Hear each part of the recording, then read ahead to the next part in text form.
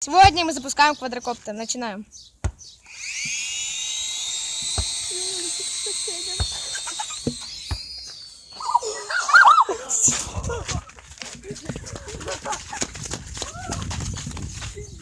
У нас плохо получилось запустить квадрокоптер.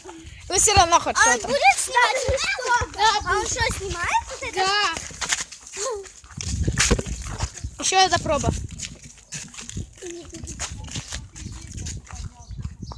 Я знаю, нормально. В какую сторону ветер дует?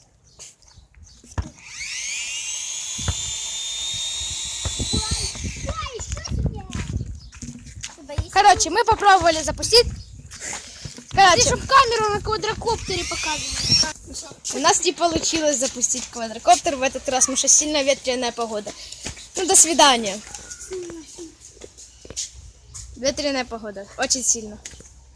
Ну, короче, до свидания. Встретимся в следующий раз.